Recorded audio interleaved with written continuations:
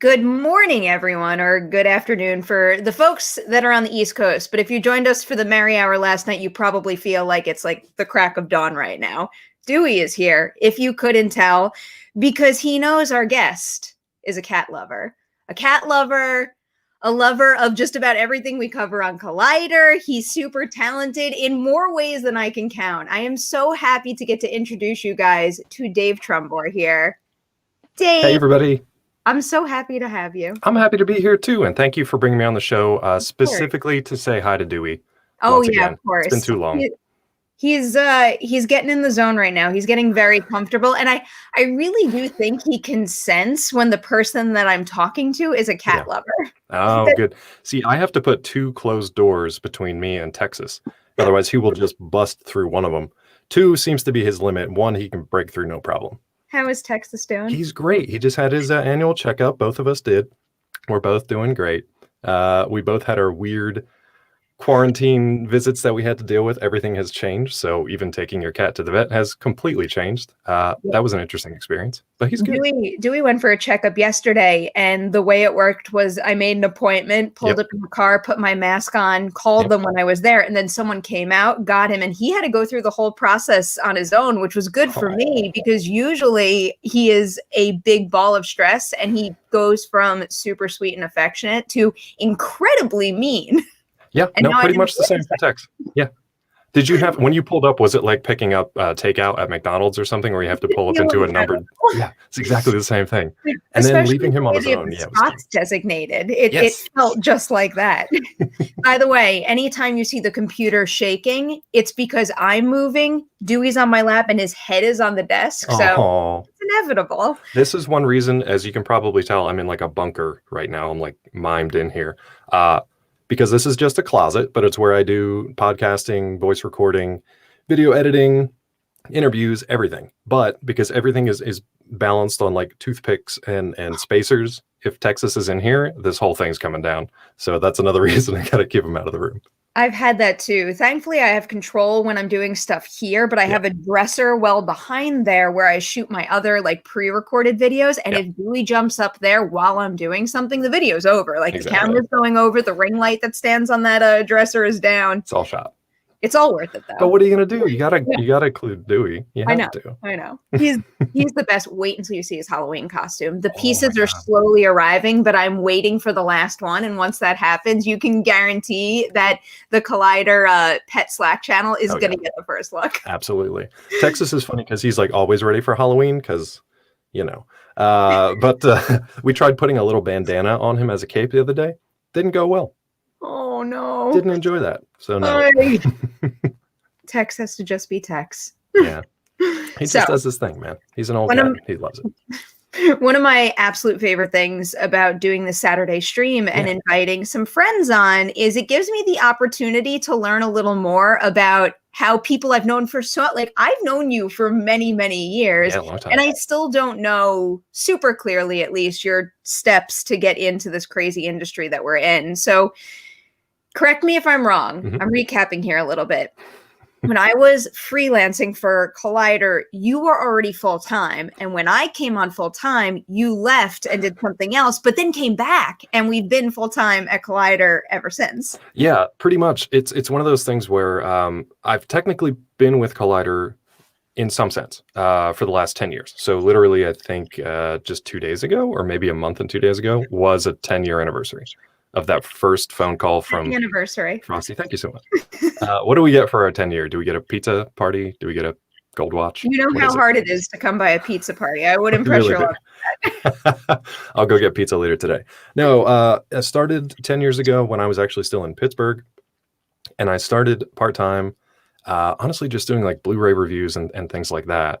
And then it eventually parlayed itself into a full-time position writing. When did you come on freelance? Do you remember specifically when you joined? I do, because you could look up this article. It's my favorite story to tell. It was in April of 2012, and my very first article I ever published on Collider was an image article for movie dioramas made out of Peeps. I know that article. I remember that article. It's searchable too. You could find it in a hot second. Absolutely. Oh yeah, I see Ed in chat there. We've definitely met. We've definitely met before. We used to go to screenings at movie theaters when they actually existed. You remember those days, Ed? Oh, it, Hundreds of years ago when movie it's theaters used to have people in incredible. them. It's It crazy. feels like forever ago right now, but I know when we come out of this and go back, it's going to feel like I never left. Yeah, hopefully some normalcy will return. But yeah, and then I bounced back and forth between full-time and part-time and changed positions, and we've both of us have crisscrossed the country a number of times. You started when you were in New York still, right? Yes. Or were you in LA? Okay. Yes.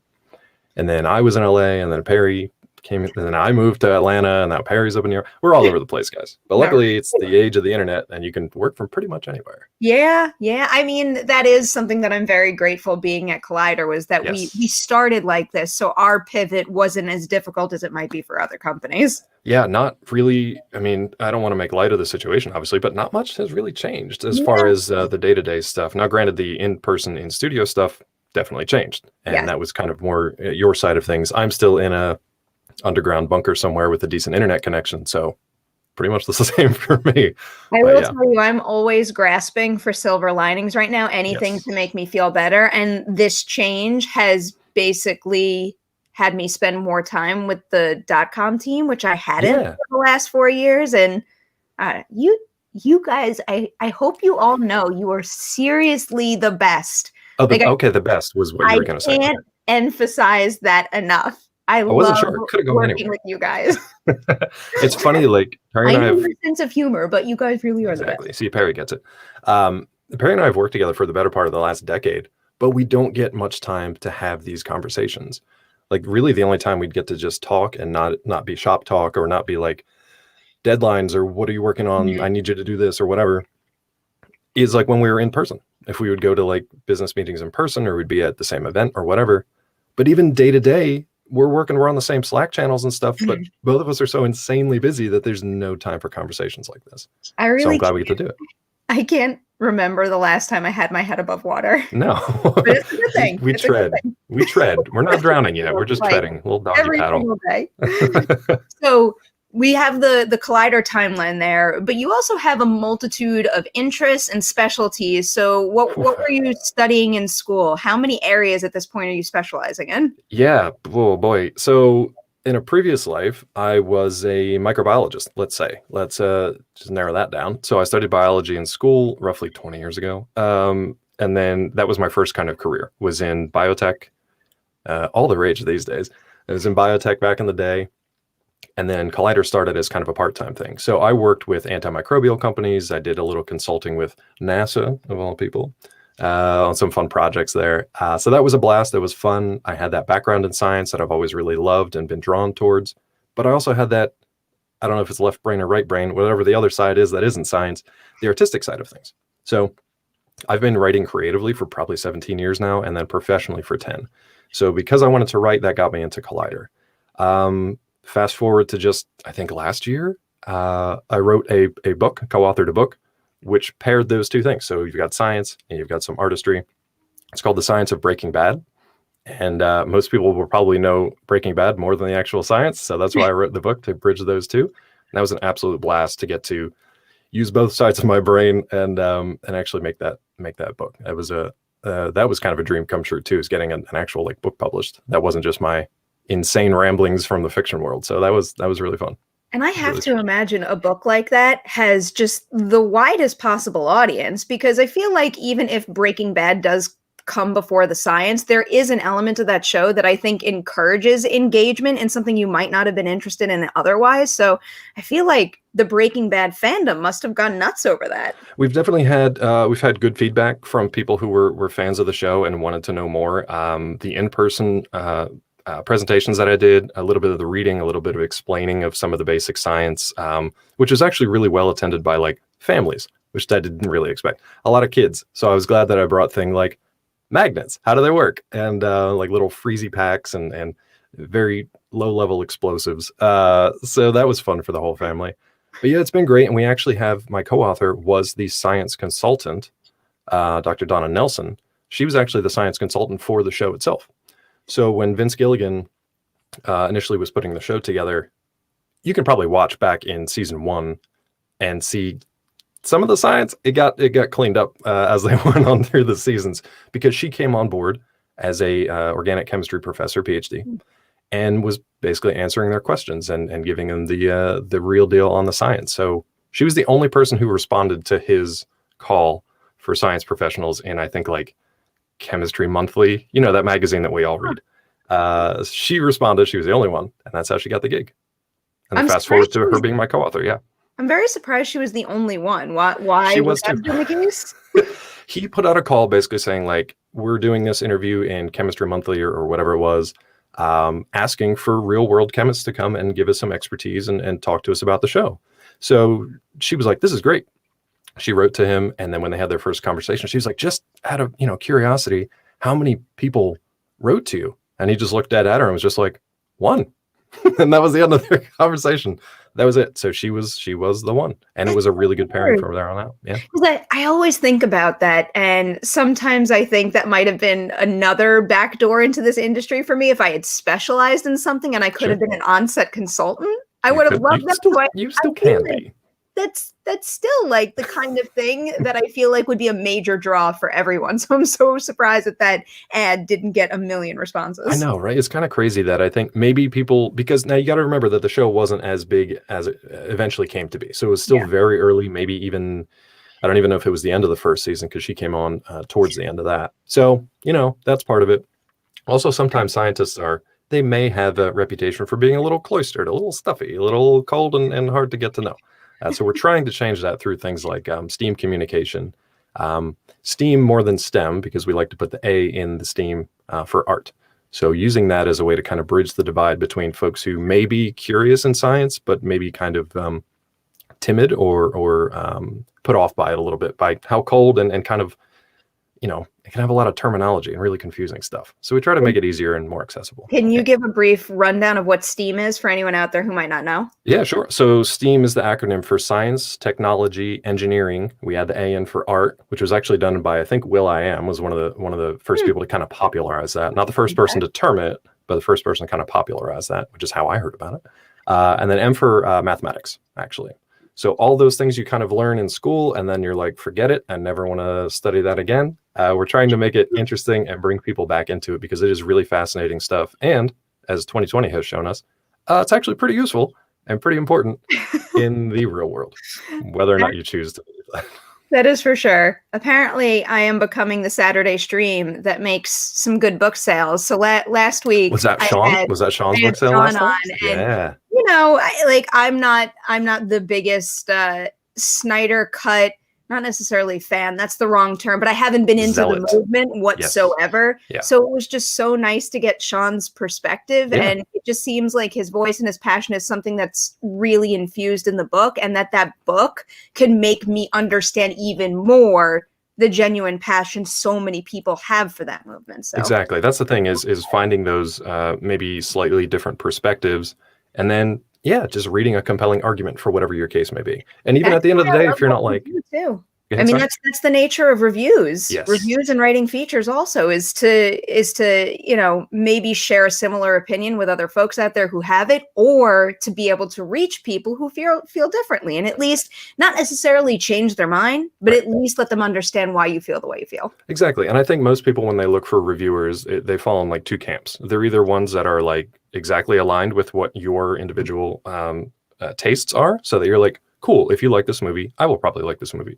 Or diametrically opposed, so that you can just be like, I hate everything that you're saying, but I'm going to read it anyway, just so I know that I still stand on the opposite side for you. So those are the two categories for reviews most times. A lot of that out there.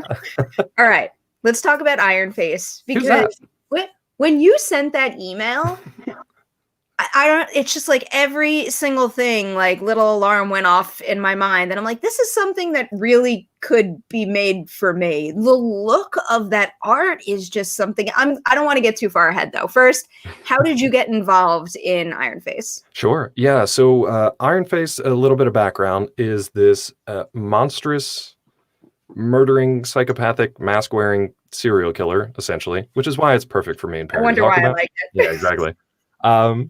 The actual idea started some 30, 40 years ago, because it started as a little kid drawing and writing these stories. Now I have a question for you real quick. When you were younger, when you were younger, we'll edit that out of this live broadcast. When you were a kid, right?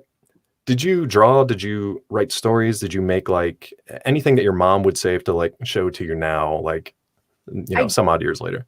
I don't think I was much of a storyteller, but I was a very big doodler. Yeah. And I actually, because I'm in my childhood bedroom, when I first got here to New York, I took the opportunity to clean out my closet, and I found a lot of things, and a couple of the things that I found were actually framed doodles from when I was a kid. So she did preserve those. Yeah, no, I definitely have a lot of that stuff, but I wasn't much of a storyteller. See, now neither was I. I wasn't a storyteller at all. It didn't actually even like connect in my brain that like, oh, other people write stories. I read them. I could write them too. That never clicked until I was like way too old. So I used to draw like superheroes. I would make superheroes, draw like comic panels, but it's just for fun, just doodling. Now imagine if, your mom preserved them. Imagine if you took those doodles out, and maybe you've done this on the show, and shared them with people in chat. And then those people in chat were like, I love this one particular doodle that you did. I want to see more about it. And you were like, oh, good. Well, I have an entire series of that doodle that I'm going to be sharing with you and thousands of people around the world. That's Ironface. So this guy by the name Dan Paul, he's a Twitch streamer, a comedian, an artist. He's better known by the handle Sour Kool-Aid Show, because that's what he and his partner used to do. That was the Sour Kool-Aid Show. He wrote these stories, Ironface, when he was roughly 10 years old, and he wrote probably about 50 of them. His idea was he was going to write these stories on, the old-fashioned line paper. He was going to put them in binders, put them out in his garage in like a little pop-up shop, and then all his friends from the neighborhood would come by, put $1 in a box, rent that comic, and take it home for the night and read it, and then bring it back the next day and try another one out. Super cute. We know this because it's literally on like a flyer advertisement at the end of every one of his stories. He's like, did you like that story? Wait till next week when Ironface Outer Space comes out. So he's been sharing these with his Twitch community for probably the last 5 years. He's had people like Andrew WK come on. He actually read the first one, which is an amazing video, which you can find over at our Kickstarter page. And then other Twitch influencers like Man vs. Game, Co-Carnage. Co-Carnage has supported it. I don't think he's ever actually been on the show to read it yet. Ezekiel the Third. So people, if you're in the Twitch community, you kind of know them. That's how I found it. I found it through Zeke to go to Sour Kool-Aid Show's stream. And then from the first time I saw the reading of the Ironface story, I mean, blew me away because it is so ridiculous. It is so over the top and it is so funny that I was just like, there's something here. Like there's something more to this here. And that's where it all started. Here's a good question, because I feel like now we need to find new ways to connect the dots between creators. So you see this thing and you're a fan. How do you become a legitimate part of the creative team and also the push to raise money on Kickstarter? Sure. Yeah, it started by seeing enough people saying over the like 5 years that I've watched this guy, every time they read a story, he would just dig a new one out.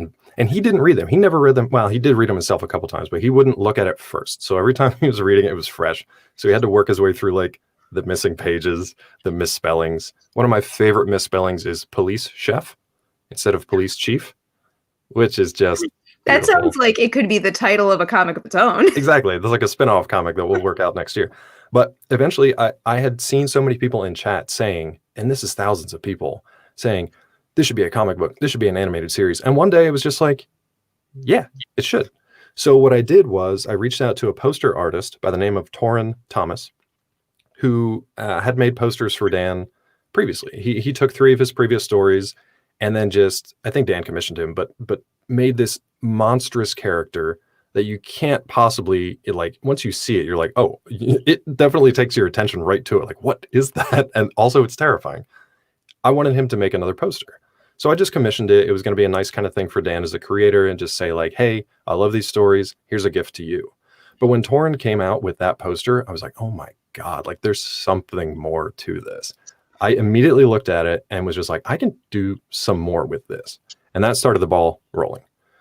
So boy, I mean, it would take me longer to tell the whole story than the time it actually took for the story to unfold, because it's only been in the last maybe 6 or 8 months. It was pre-COVID, the idea, and then unfortunately COVID kind of derailed a lot of stuff, but we've worked through it. Wow. And that was just the poster to start, yeah.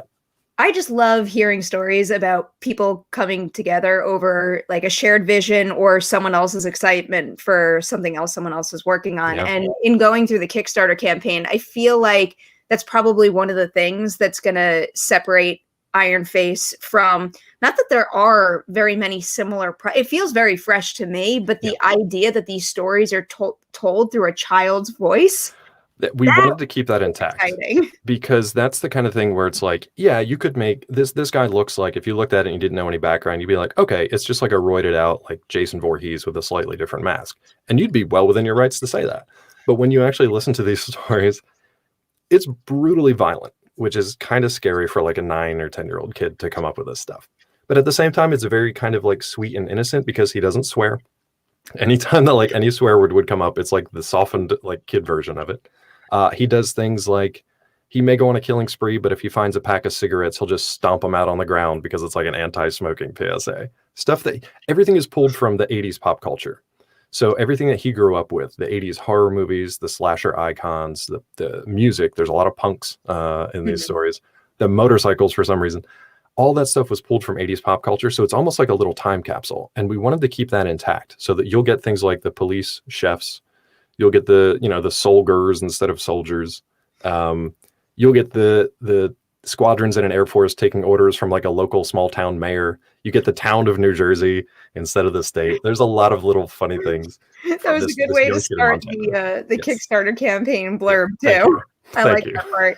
And I feel like everything you just described can even be seen, or at least most of it, in the small animation clip you guys posted. Yeah. Like that to me feels like old school cartoons. Yes. And you know, I grew up into a major horror lover and someone who's endlessly fascinated by blood and gore on screen. I feel like if I were a kid like back in the 90s and I saw an animated series like that, I would have to watch it. Heck yeah. And I mean, and Perri, I know you know what you're talking about too, because you were a producer of a horror movie yourself. So I definitely wanted to name drop Child Eater if we could, because I'm like, well, Perri wants to talk about Ironface. She's definitely the right person to do so. Also, Witching Hour, obviously. So. Oh God! You know what's funny about Child Eater? Two things actually. So in talking about when you first got your call about Collider, I first got my call about my potential full-time position while I was on set for Child Eater. I'll never forget it. Like it was a weekend, it was the day off, and I saw the phone ring and it was Steve, and I'm like, and I answered it, and and that like gave me an extra like dose of momentum to get through the rest of that fun but very challenging shoot. Oh, I'm sure. What was the other thing? Oh, so this is a very random, like connecting the dots of all the worlds here. Yeah. So I love covering horror movies, and I in particular love asking about the movie magic that goes into blood and gore effects. Recently, Haley and I got to have the directors of Save Yourselves on Witching Hour. Turns out one of their producers was in Child Eater. Really? And like in like on screen or like behind the scenes? Screen, yeah. She was one of our police officers. Oh, cool. And she gets killed. She's the blonde officer that gets killed. Yep. And we had to do her like post-death scene where I'm giving Child Eater spoilers away. Oh, no spoiler alert. Everybody turn away. She's kind of being eaten by Robert Bowery. We had to do that during our reshoots. She wasn't available, so the person being eaten is me in a blonde wig. I was wondering if you were ever in that. I should have asked you before it. That's my I was wondering if you were in that.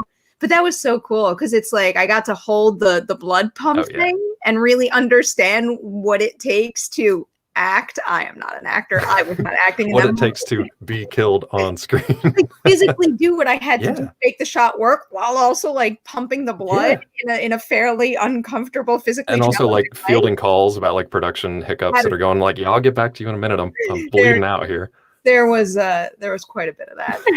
It's funny that like the behind the scenes like sausage is made kind of thing, like you doing the production for a full, feature length horror film and having all that blood and gore and your original creature and those effects, which by the way, if you like effects and you're a fan of Fangoria, you may want to keep an eye out for this month's issue. There may or may not be some Ironface stuff in there. I don't know. It might be a collector's issue. What do I know? I'm just the producer. So much. It'll be cool. You'll know it when you see it. It's hard to miss it. Check that out.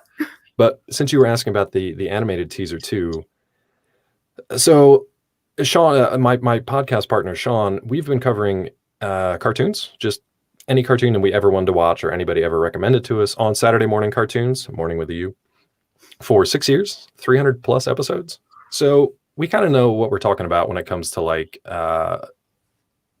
reviewing cartoons and criticizing them and trying to also make the case for like, look, a lot of people worked on this stuff. It may not have ended out the way that they intended, but we're trying to give them the benefit of the doubt. Now we're actually on the other side of that. So we produced our own very, very short teaser for Ironface. And that was done with a Spanish studio called Angry Metal Studios, who was actually connected. We're talking about connecting the dots again. This was a connection that I made through Adi Shankar, who's a producer on Castlevania and Dread. So thank you, Adi, again for that hookup. So that was just an introduction. He was basically like, here, these guys are great. Talk to them. And that ball was rolling because that was a foot in the door that I could not say, maybe I'll come back to this later, or I don't know if we can do this right now. That was just like, this is an opportunity and I'm going to take it. And it's been amazing. Watching that 30-second teaser come together is just stunning. And that, like you said, you can show that to somebody and they kind of get the idea of like, oh, that's what this thing is. It's good. And I know it's just something to tease the ultimate idea right now, but that is the kind of thing where, you know, if I was at Collider and I was covering a trailer or a teaser trailer and that crossed my path, Sure. like I would be putting, I'm not just saying it because I'm talking to you, because I'm a Well, I appreciate it either way. I would seriously put that on a to watch list, and I would be very drawn to that. And that's the thing is like we went back and forth. Like, should I buy the poster? Should we make the teaser, or should we have the community kind of like, let's test the waters with the community and see what they want to do? But I was like, I really want to give them a proof of concept. I really want to show that we are in this, like all in. And I'm so glad that we did, not only because we got incredible artwork from Torin, we got that amazing animated teaser that, like, if nothing else, like I'm thrilled that I got to produce an animated teaser that looks and sounds that good. And I'm glad we did because our community fully funded the Kickstarter within 24 hours. It was completely insane. That's incredible. So you have a fully funded Kickstarter, but what's next? Clearly there's a lot of support. So I feel like that is a sure sign that just because you hit your goal doesn't mean you have to stop the initiative. If anything, amplify it even more. Oh yeah, we're pushing. So that's what I'll be doing in all my free time is, continuing. We're stepping up our timetable basically. So planning a Kickstarter is like a full-time job in and of itself. Running one is another full-time job. So as you well know, so basically I knew the community could come through and put some significant funding in here just because I knew how passionate they were about all things Ironface, about supporting Dan, about the multiple communities that all kind of came together. So that's why, like, it's not just the people who are in the room on that day, it's the network of streamers and fans out there, especially on Twitch, who really came together for that. Huge that it was all done in 24 hours. So now I have to give them reason to buy more stuff and to look forward to the future. So the main Kickstarter was to fund the comic. We've got a talented artist by the name of Ian Chase Nichols. He's worked on The Tick. He's worked on Teenage Mutant Ninja Turtles. So we're not screwing around when it comes to the artwork here. You can see some of the artwork on the Kickstarter page already. It's incredible.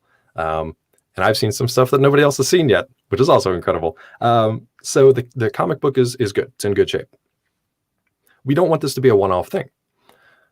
Dan wrote 50-some stories, not all of which are Ironface. So I've dubbed it the ICU, the Ironface Cinematic Universe.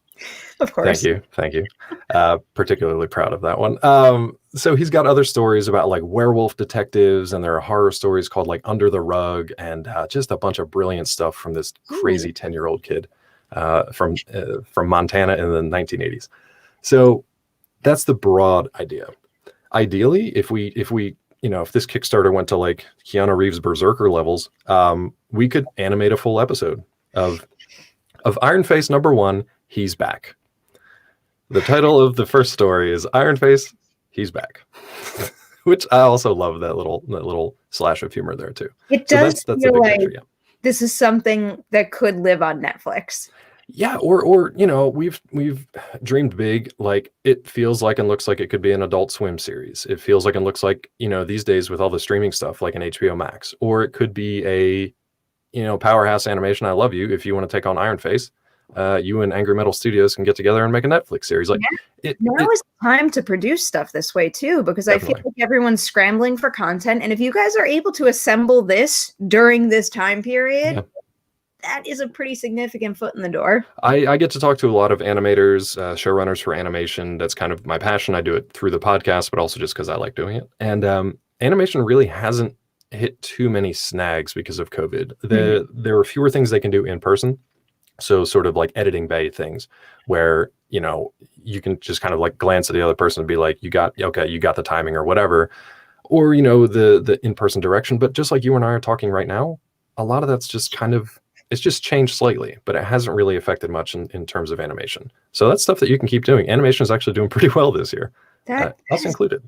That is awesome. Yeah. I do want to ask, because you're so tuned into animation and I'm a little less so, for some recent release recommendations, but we do have Ed here again. Yeah. Ed is saying, I lied. Didn't order the Breaking Bad book, but I pledged to the Kickstarter. So here is Perri's finder fee. Thank you very much. I appreciate that. Ed, thank you so much for supporting all of my guests. I also appreciate it too, and for always watching on Saturday. We also have Christy here who's saying hi to Andrew, who was on the we did a so. I love Friday this overlay, by the way. I love that you have the comments pop up. This is StreamYard. It's the greatest thing. Cool. It makes it so easy to run everything on my own. But I run OBS, and it's like it's fine. OBS is fine.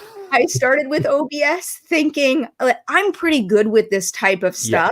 Yeah. That is very difficult to like run everything on your own and actually talk. I'm like, forget this. I'm just going to use StreamYard.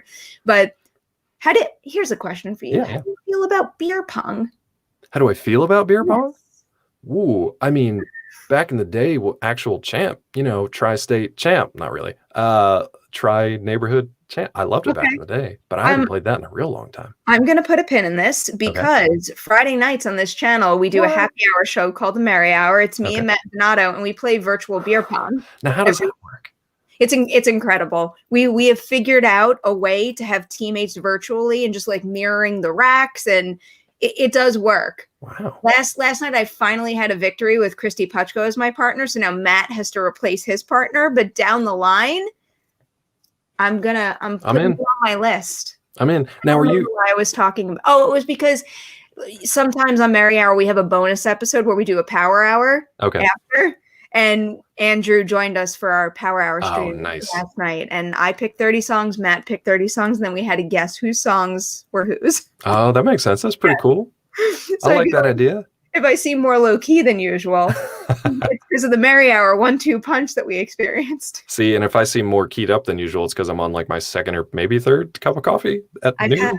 I've had my one. I feel like it's a matter of time before I up that dosage. So animated series and feature films, what have you been watching lately to recommend to us? Yeah, it's kind of crazy because since I've shifted to kind of games coverage on Collider, that's taken up a ton of time. So I'm trying to think of recent stuff. Kipo and the Age of Wonder Beasts is coming out. And isn't there a season coming up? Season 3 is coming out, I want to say on October 16th. Forgive me if I'm wrong off the top of my head, but it's the last season. Not to bring everybody down, but it's the last season of that show. I skimmed a bunch of episodes when I was preparing for a recent, I can't even remember who I was talking to now, for a recent Junket interview. And I was very into what I was watching. This is like the downside of interviews and cramming. I know. I wind up just like watching a couple of episodes just to make sure I have an understanding of the story. And I'm like, I want to keep watching this, but it's so good. On to the next thing. It's so good. Like, and I see Brandon. Hey, Brandon, in the comments there, regular commenter over on our Saturday Morning Cartoons channel. Brandon's great. Brandon's always got great comments for us. Always give him a thumbs up and listens to our shows. And we love a lot of the same cartoons too. Kipo's fantastic. It's one of the most colorful cartoons you'll ever see. The music is amazing. You honestly just listen to the soundtrack. Like you can background it, and then eventually you'll just be like, okay, hold on. Like there's something here. I need to like listen into this whole soundtrack. The story is great. The animation is fantastic. It's really one of the freshest kind of new stories that have come out in recent years. So I would definitely recommend that, especially because it's about to end. I have a question for you. Have you watched any of the Fast and Furious animated series? I have not. I have not watched Spy Racers, which is why I may ghost some of the PR folks, because I'm just like, I haven't watched it yet. I'm sorry.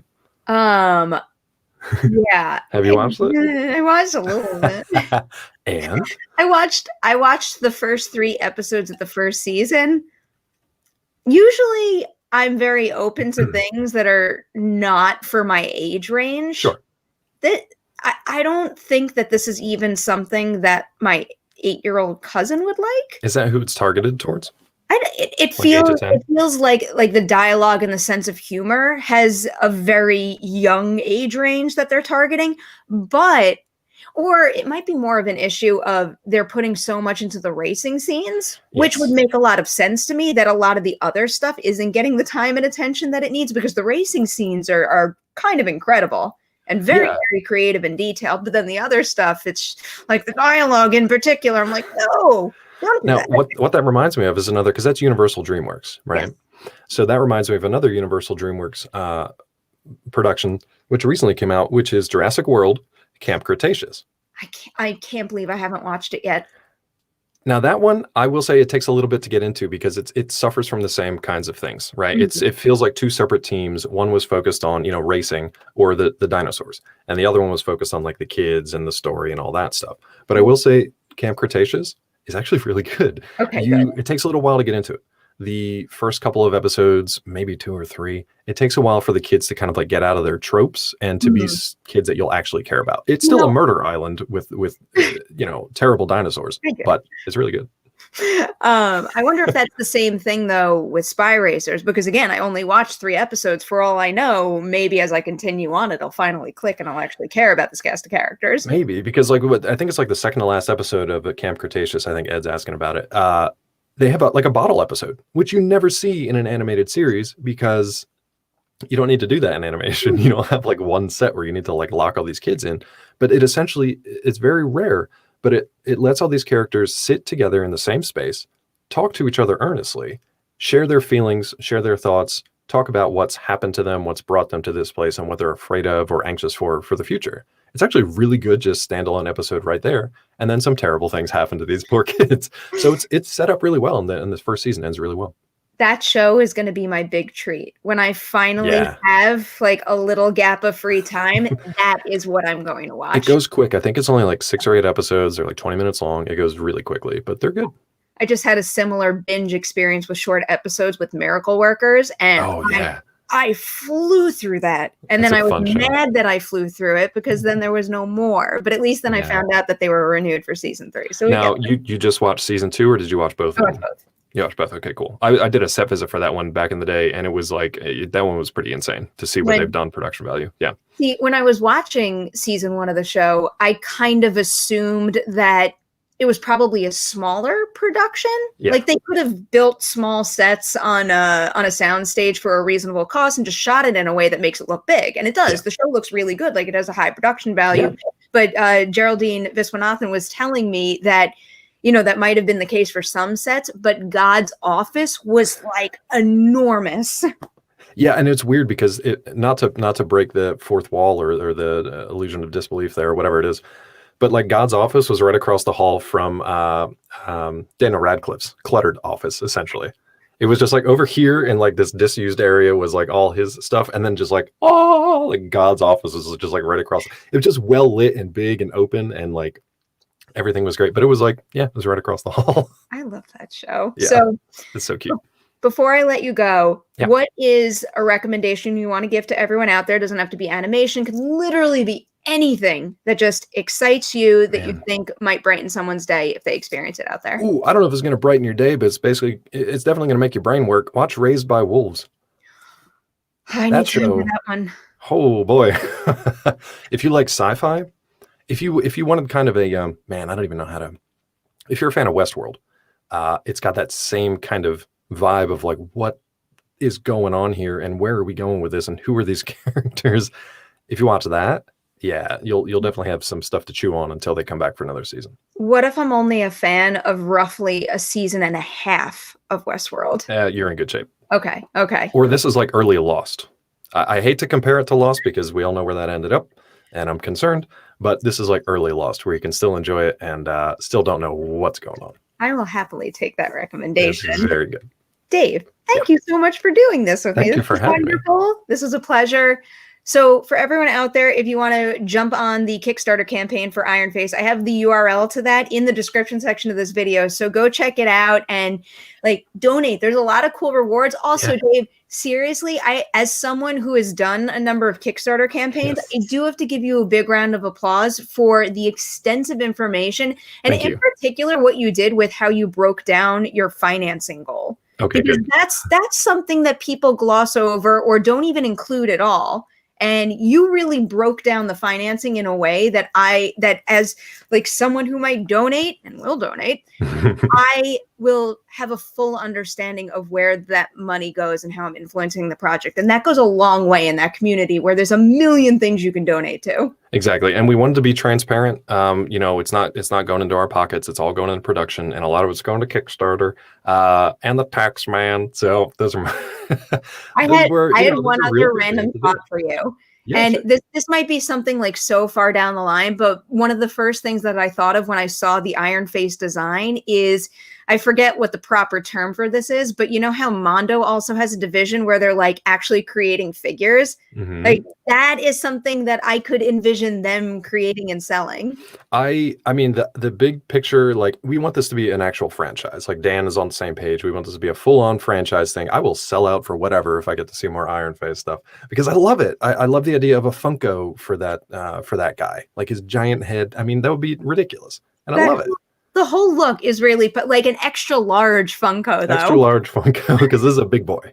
He's a big boy. I'm so happy for you, Mondo. We're looking into like plushies. I really want to make an Ironface plushie.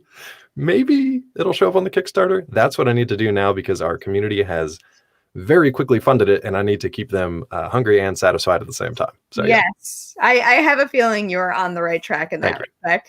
I have your Twitter handle in the description section below too. Is there anything else you want to plug before we say goodbye? I think I'm good. I think I'm tapped out at the moment. The Kickstarter's been great. The book is still out there. If you guys are Breaking Bad fans, obviously visit both of us on Collider. Keep those lights on for us over there, and definitely keep coming back to this show. Perri's on this side of me. This show right here. Isn't it crazy how hard that is? It's really hard because I think my camera's flipped too. So I'm like the man in the mirror twice. The only time I don't have a problem with that now is when we do play beer pong because your rack has to mirror your partner's rack. And for some reason, I've got that coordination down. But when I'm talking to someone, I don't know which way I'm turning and why. You got the important stuff down. You're fine. As long as you can win the beer pong, you're fine. Exactly. That's what I feel about it too. All right, guys. Thank you so much for watching this episode.